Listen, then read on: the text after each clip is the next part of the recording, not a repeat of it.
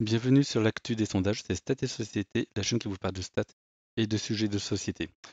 Et oui, donc le mercredi est traditionnellement la journée très riche en sondages. Et là, on peut dire, on est peut-être en train de vivre un énorme chassé-croisé entre les candidats. Et on va voir ça tout de suite.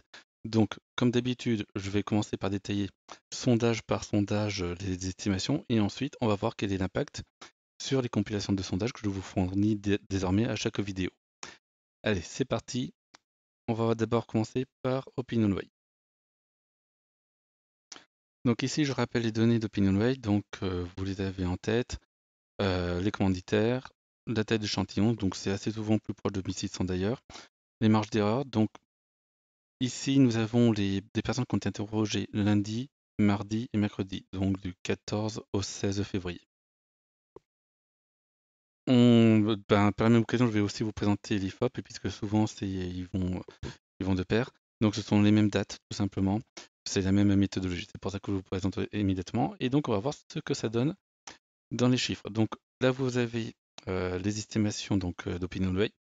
Donc on voit que Emmanuel Macron donc, reste à 25%, donc c'est un petit peu le haut de sa fourchette. Et surtout, et c'est là que c'est très intéressant, au niveau de la droite et de l'extrême droite, on a Marine Le Pen qui stagne maintenant à 15%, donc elle a perdu 2 points en 3 jours, ce qui est assez important. On a Valérie Pécresse qui reste à 7%, donc c'est une petite surprise parce que la dynamique de Valérie Pécresse est plutôt à la baisse un petit peu partout ailleurs. Et Éric Zemmour qui repasse à 15%, si bien qu'ils sont maintenant 3 dans un mouchoir de poste, donc c'est-à-dire qu'entre 15 et 16%, ils sont 3. 3 se disputer cette seconde place.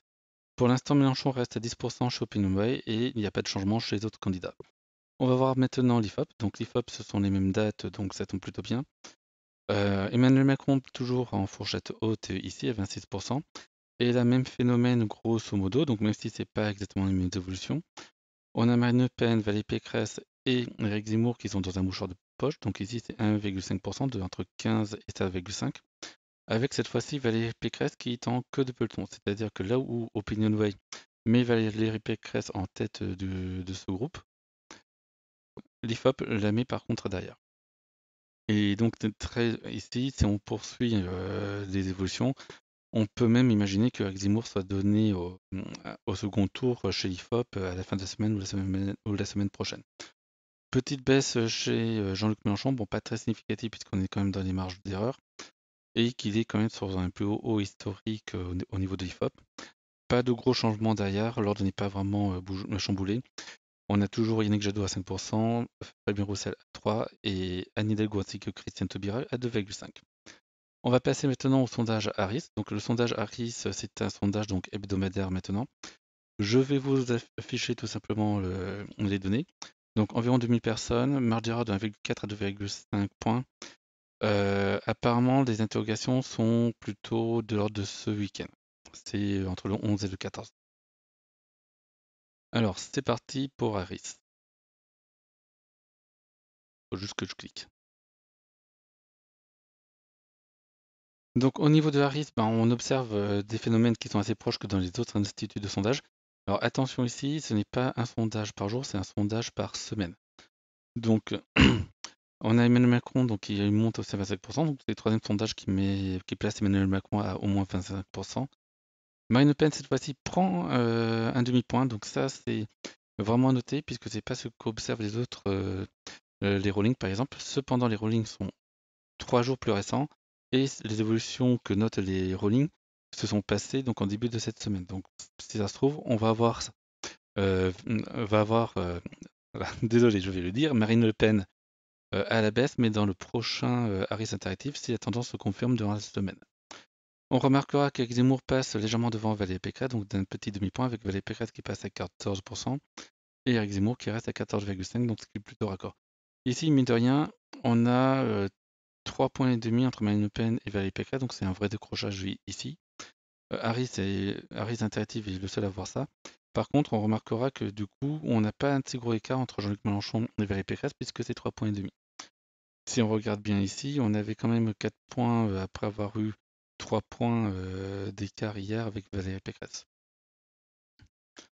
Pas de gros changements derrière, si ce n'est qu'une baisse de Christiane Taubira qu'on a pu observer dans d'autres instituts de sondage entre-temps. et une petite remontée de Fabien Roussel, donc ça aussi assez classique, on le voit aussi dans les autres instituts de sondage. On va passer maintenant à Elab. Donc Elab, je vais vous afficher les données pour commencer. Hop, désolé. Allez, c'est parti pour Elab. Donc BFM TV, l'Express SFR, donc là je cite les commanditaires, 1300-1600 personnes. Marge d'erreur 2,5 points. Donc Elab, c'était comme les rollings entre lundi et mercredi. Donc les interrogations se font du 14 au 16. Et il me semble qu'ils ont fait environ 1500 personnes. Donc on est dans les mêmes conditions que les rollings, sauf qu'ils publient une fois par semaine. Donc c'est parti, on va voir ce que cela donne en chiffres. Donc là c'est encore Harris. On y va, on y va, on y va. Donc voilà, donc en fait on a à peu près des évolutions finalement assez similaires concernant Valérie Pécresse et Éric Zemmour. Peut-être un petit peu plus long, mais on a Éric Zemmour à 13,5, un tout petit demi-point derrière Valérie Pécresse cette fois-ci. Mais on est bon, on est vraiment dans les mêmes tendances de toute manière. Et Marine Le Pen à 15%, donc toujours devant. Donc là encore, on a 3 candidats à 1,5 points près. Donc là, et avec des trajectoires qui sont bien parties pour se croiser, évidemment. Sinon, on ne parlerait pas, je ne parlerai pas de chassé croisé. On remarquera, et ça c'est une petite originalité pour Elab, Emmanuel Macron qui passe de 26 à 24. Alors autant 26 était un petit peu, ça maximisait la fourchette de tous les instituts de sondage à ce moment-là. Autant 24, au contraire, ils sont au minimum, hormis Cluster 17 qui donne 23. Donc voilà, petite évolution assez intéressante de ce côté-là. Pas de gros changements derrière, donc Yannick Jadot à 5,5, Fabien Roussel à 4,5. On notera Christine Taubira à 4,5. Assez important à savoir parce que les autres instituts donnent plutôt Christian Taubira en baisse. On notera aussi Nicolas Dupont-Aignan et Anne Hidalgo, donc en bas de classement tout simplement. Donc voilà, donc là nous avons fait tous les premiers tours. Donc avant de passer aux compilations, voir ce que donne le tableau de bord général des sondages de la semaine, on va regarder rapidement les seconds tours. Donc premier second tour que tout le monde teste, là je vais vous le faire ensemble parce que Harris Interactive les publie ensemble. Donc Emmanuel Macron contre Marine Le Pen 57-43, on est dans une fourchette assez haute d'écart, donc ça fait 16 points d'écart, c'est quand même important. On va passer à Valérie Pécresse contre Emmanuel Macron, 54-46%. Dans le cadre de OpinionWay, c'est aussi une fourchette assez haute. Ces 8 points d'écart, on va voir que c'est un petit peu différent selon les instituts. Emmanuel Macron contre Éric Zemmour, donc on a 61 contre 39%, donc léger resserrement, mais on est toujours dans les mêmes fourchettes de toute manière. On va passer à ce que donne l'IFOP, donc 55-45% pour Emmanuel Macron contre Marine Le Pen, c'est plutôt une fourchette plutôt basse concernant ces deux candidats. On va voir maintenant Emmanuel Macron contre Valérie Pécresse, 56 contre 44%, fourchette haute, et là on remarque que en fait Valérie Pécresse ne ferait pas mieux que Marine Le Pen face à Macron au second tour. Et donc Emmanuel Macron contre Éric Zemmour, 61-39%, un grand classique. On va voir maintenant ce que dit Harris Interactive. Donc Harris Interactive a l'habitude de les présenter un petit peu ensemble, c'est pour ça que là je vous les fais ensemble. Donc Marine Le Pen contre Emmanuel Macron, ça donne 56-44%, donc assez classique avec 12 points d'écart. Je ne me trompe pas. Oui, non, c'est bien ça, c'est 12 points d'écart. Valérie Pécresse contre Emmanuel Macron, 57-43. Ce qui veut dire que là encore, on a un deuxième sondage qui indique que Valérie Pécresse ne ferait pas mieux que Marine Le Pen au second tour face à Emmanuel Macron. Et un écart qui est relativement, allez, je vais dire abyssal, sans vouloir vexer personne, mais il est très grand, entre Emmanuel Macron et Éric Zemmour, donc 64 contre 36%, donc un écart vraiment très important. On va passer maintenant au sondage Elab pour les seconds tours. Donc Emmanuel Macron contre Marine Le Pen, 57-43, donc on avait la même chose qu'OpinionWay et très proche que ce que disent les autres instituts de sondage finalement. Maintenant, donc là on voit l'évolution, donc on est quand même dans les mêmes fourchettes depuis quelques semaines. On va voir maintenant Emmanuel Macron contre Valérie Pécresse, 58 contre 42, c'est énorme pour cette hypothèse-là. Donc avec une sorte d'effondrement de Valérie Pécresse qui, il faut le dire, n'est pas forcément observé dans les autres instituts, même si on reste dans les mêmes eaux, si on prend en compte la marge d'erreur. Puisqu'on a vu qu'on avait du 56-44, on est juste à 2 points. Donc c'est quand même dans les zones de marge d'erreur, mais c'est quand même un écart très important pour cette hypothèse-là. Et maintenant, concernant Zemmour, 64-36%, donc là c'est raccord avec les autres instituts de sondage, donc toujours un écart très important. Maintenant, donc, on va voir ce que cela donne pour les compilations. Donc du coup, je vais vous effacer la capture. Et là, on va commencer avec la compilation de l'ensemble des sondages. Donc là, on a eu 4 sondages. Donc grosso modo, on a eu plus de la moitié ou la moitié des sondages qui ont été renouvelés, puisque après, il y a BVA et Cluster 17 par ailleurs. Donc c'est bien plus de la moitié des sondages qui ont été renouvelés juste dans cette journée de mercredi. Donc on voit ici les tendances. Donc Mélenchon qui est en hausse, mais pour le moment ça reste encore poussif, surtout que le second tour est dans cette semaine. Donc à voir s'il refait l'exploit de 2017 à monter d'un seul coup dans les dernières semaines de la campagne. Yannick Jadot qui arrive un tout petit peu à se reprendre, donc il était juste à 5, il est un tout petit peu au-dessus de 5 maintenant. Emmanuel Macron globalement stable, on avait pu voir que les 4 premières semaines il était un petit peu en baisse, maintenant il est plutôt en hausse. Valérie Pécresse qui continue sa descente, donc là on voit, bon, il n'y a pas photo. Marine Le Pen qui est plutôt stable, on verra que lorsqu'on prend juste les 4 instituts qui publient chaque semaine, on a quelque chose de différent. Et Éric Zemmour, donc il poursuit sa hausse, et comme on peut le voir, il est vraiment sur le point de dépasser Valérie Pécresse. Et probablement aussi en trajectoire de couper la courbe de Marine Le Pen dans les semaines qui viennent. On va voir maintenant donc si on prend les instituts hebdo.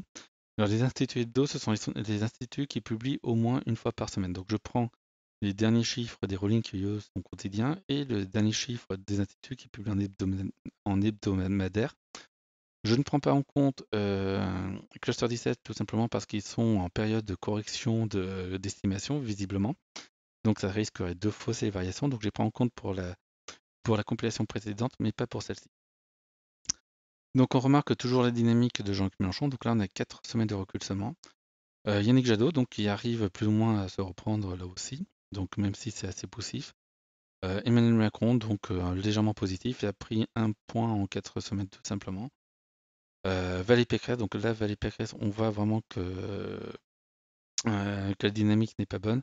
Tout comme, et c'est là que ça diffère avec la compilation de tous les instituts de sondage, Marine Le Pen qui est en baisse. Donc là, on est à périmètre constant, c'est-à-dire que ce sont les mêmes instituts chaque semaine avec la même méthodologie. Donc là où les variations et non-variations de l'autre compilation peut être liées à des variations d'instituts de sondage, ici, c'est pas le cas. Et on voit Éric Zemmour, donc, qui lui aussi est en hausse, donc passant de 13 à 14,6 en 6 semaines. Pas en 6 semaines, en 4 semaines, donc une hausse assez importante. Et là, on voit vraiment le chassé-croisé qui se passe finalement non pas à 2 candidats, comme on pouvait le prévoir en début de semaine, mais à 3 candidats. C'est-à-dire que Valérie Pécresse et Marine Le Pen sont en train de baisser, tandis que Eric Zemmour est en train d'augmenter. Donc si bien que Eric Zemmour, bien qu'étant encore en 4e place, donc derrière à la fois Valérie Pécresse et derrière Marine Le Pen, et si on prend en compte sa dynamique, en bonne place pour terminer second au sort du premier tour. C'est-à-dire que lorsqu'on voit les courbes ici, ce qu'on doit pouvoir se dire, c'est qu'en fait, le 10 avril, c'est Éric Zemmour qui affrontera Emmanuel Macron au second tour. Il sera sélectionné à la place de Valérie Pécresse et de Marine Le Pen. Là-dessus, à voir ce que Mélenchon va pouvoir faire sa poussée, puisque comme on peut voir, c'est que le seuil d'accès au second tour risque d'être entre 15 et 16%. C'est très très bas, c'est un record de l'histoire de la présidentielle. Peut-être qu'il sera de 17%, mais imaginons qu'il soit finalement à 15-16%, ce seuil d'accès. Cela veut dire que si Jean-Luc Mélenchon refait ce qu'il avait fait en 2017, donc prendre 6-7 points en 2-3 semaines en fin de campagne, c'est lui qui pourrait dépasser finalement à la fois Zemmour, Le Pen et Pécresse et se retrouver, lui, au second tour face à Emmanuel Macron.